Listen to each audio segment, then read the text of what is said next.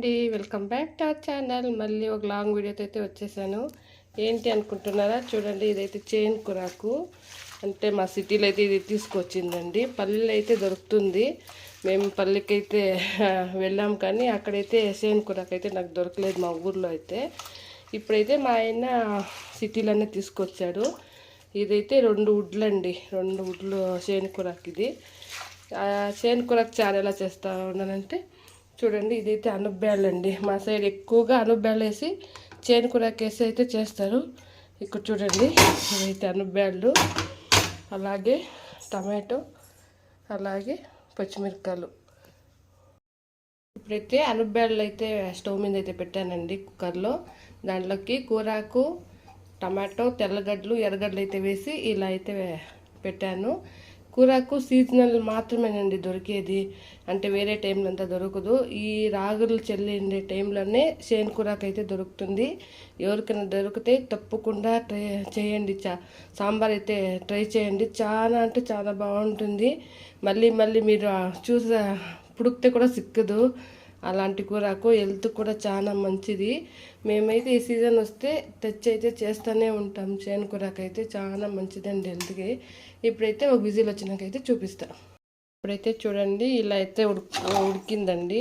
చూడండి, అనుబ్యాలు కూడాను నున్నగా అయిపోయాయండి. ఒక విజిల్ లేదా 2 విజిల్కి అయితే పెట్టుకున్నాను నేను. చూడండి ఎంత బాగా అయితే అయింది. ఇప్పుడైతే ఇది పాముకుందామండి. ఇప్పుడైతే చూడండి, ఇలా అయితే పాముకోవాలండి. నేనైతే పాము అయితే ఒక బాండీలో అయితే వేసేసాను. మా ఆయన అయితే ఆల్రెడీ చెప్పేశాడు, చట్నీ తర చేయాలి చైన్ కూరాకు సాంబార్ అయితే అన్నారు. సాంబార్ కాదు, చట్నీ తర అన్నారు. సరేనైతే చట్నీ తర గట్టిగా అయితే పాము పెట్టానండి. ఇప్పుడైతే కడాయి పెట్టుకుందామండి. కడాయి పెట్టుకొని ఆయిల్ అయితే వేసాను. కొంచెం ఎక్కువ వేసుకోండి, బాగుంటుంది. అలాగే తెల్లగడ్డలు, సాసులు, ఎండుమిరపకాయలు అయితే వేసుకుందాం.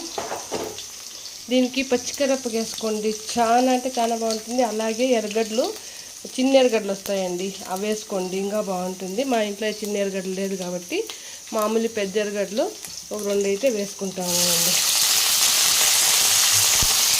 ఎర్రగడ్డలు అయితే గోల్డెన్ బ్రౌన్ కలర్ వచ్చే వరకు వేయించుకోవాలండి, అప్పుడే బాగుంటుంది. ఇప్పుడైతే ఇంకొకైతే కలిపెట్టుకుందాం. బాగా కలిపెట్టుకొని ఆనియన్స్ ఎక్కువ వేసుకోండి, చాలా బాగుంటుంది. అక్కడక్కడ ఆనియన్స్ నోటికి తిప్పుతూ ఉంటే తినేదానికైతే బాగుంటుంది.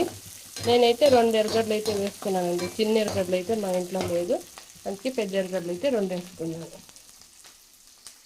చాలండి, ఇంత మాత్రం మేగితే బాగుంటుంది ఎర్రగడ్డలు. ఇప్పుడైతే ఈ చైన్ కూరాకు చట్నీ అయితే వేసేద్దాం. చూడండి ఎలా ఉందో. ఇప్పుడైతే ఒకటే బాగా కలిపెట్టుకుందామండి అన్నీ. ఇప్పుడైతే కొంచెం పసుపు వేసుకుందామండి, కొంచెం వేసుకుందాం. చూడండి ఎలా కుత్తలాడుతూ ఉందో. ఇప్పుడైతే ఒక 1/2 టీ స్పూన్ అయితే కొంచెం ఎండుమిరప పొడి అయితే వేసుకుందామండి, రెడ్ చిల్లీ పౌడర్.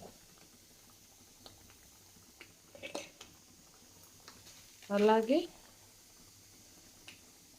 టేస్ట్ తగ్గట్టు ఉప్పు, పసుపు, అలాగే కారం అయితే వేసుకున్నామని కదండి.